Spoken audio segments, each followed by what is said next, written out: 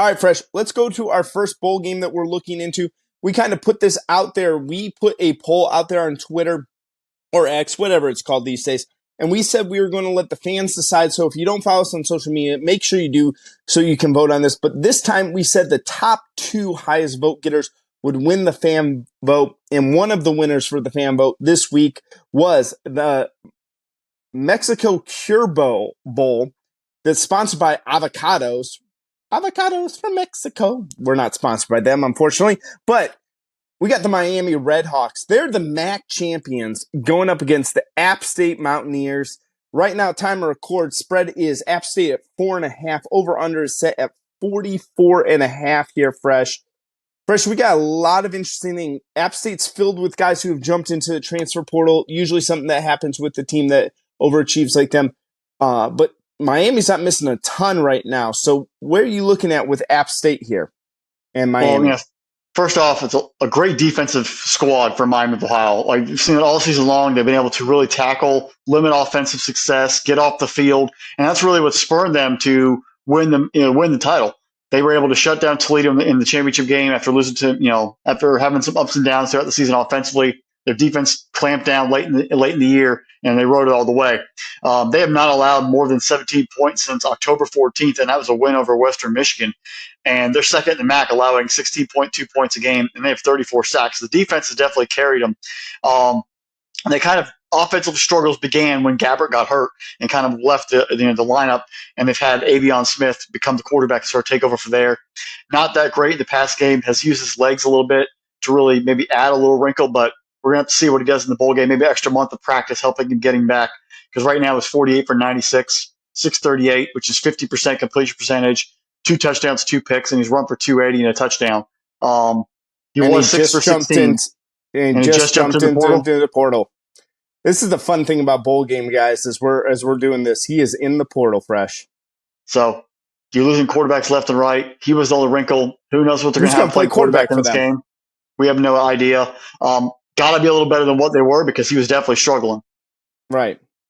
Rashad Amos is still playing, though. He is not in the portal.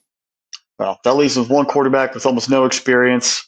At least you had Smith if he was still going to play. It's kind of weird you want to jump in the portal with those kind of stats.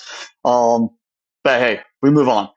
It's really going to come still, no matter what, it's still going to come down to this defense to actually make things happen. You're going to have to watch out for linebackers. Matt Salopek, who's second in the MAC with 134 tackles, and Cade Woolard, who's second in the MAC with 9.5 sacks. The two of them, they're going to lead the charge here. I think they're going to feed off that energy they had in that win and take it here against App State, which is a very formidable foe when it comes to this kind of bowl game. Where does this offense go? I think they're really going to have to run the football, play defense, be consistent. Just try to manage and get a win here. This is a big chance for, winning a bowl game means something to a lot of schools, especially being conference champion. You have a chance to really cap off a very special season there for the RedHawks if they can get it done.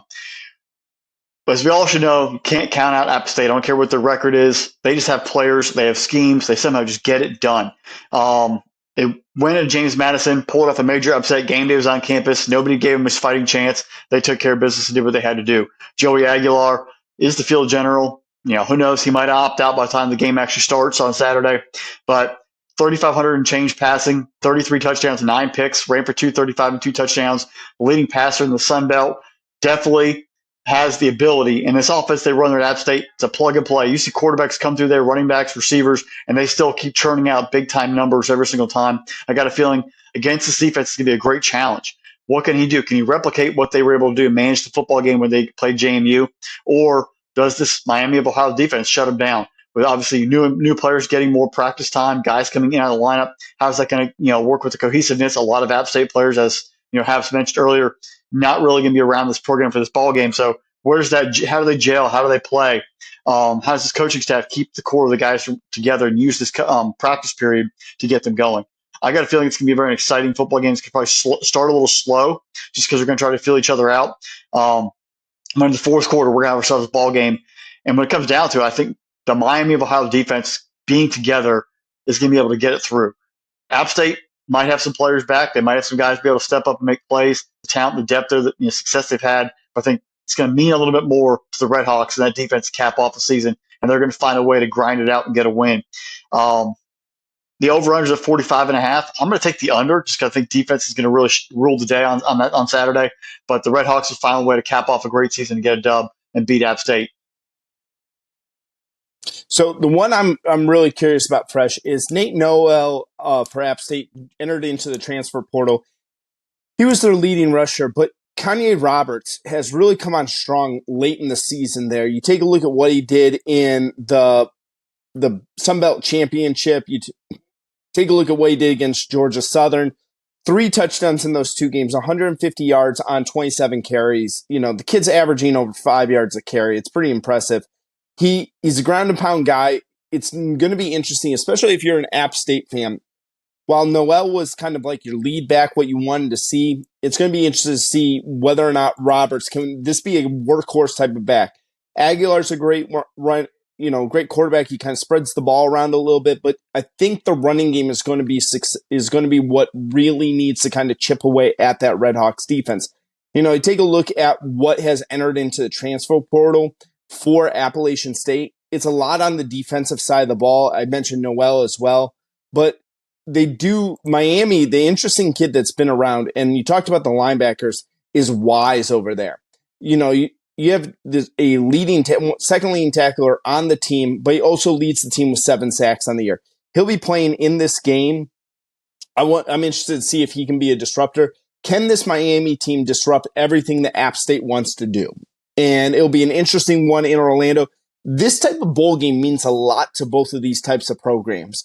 This is something where, App State and Miami of Ohio, they're not going to pull a lot of fives. They're not going to pull a 5-star kid. They're not even probably going to pull a 4-star kid. Maybe once in a blue moon, they get kind of lucky on that as well. But what they want to do is the kids that build out rosters, the kids that you can develop over a period of time, and those 2 and 3-star prospects that, they maybe have a flaw coming out of high school. Maybe they're a little bit undersized, but they have athleticism, so on and so forth. This is the type of game where if you cap off the season, especially for the RedHawks, that really could help you kind of vaunt yourself into being one of the leaders in the MAC, or whether it is the Sun Belt there for Appalachian State. Fresh, I'm with you on this. I got Miami in this game. I think the defense travels down to Orlando very, very well for this game. I think they're going to give App State a lot of problems with this. I don't think App State faced much of, you refer to the Sun Belt as the Fun Belt, mainly a offensive place where defense is sometimes optional. So give me the RedHawks with the defense, especially after watching them shut down Toledo in the MAC championship. That was an impressive day by them. So I don't know. Give me the RedHawks in this one. I'm with you though. That 44.5. I think that under is going to come in real quick. Yeah, I mean, any team that can shut down DeQuan Finn and Penny there for Toledo in a game that is for their taking shows they have some talent on that side of the ball and they can get it done. Yeah. All right, Fresh. Let's go to our next bowl game. It's the Starco Brands LA Bowl, hosted by Gronk. That's Hey, a heck of a name Jimmy Kimmel. Yeah, I still love Kimmel.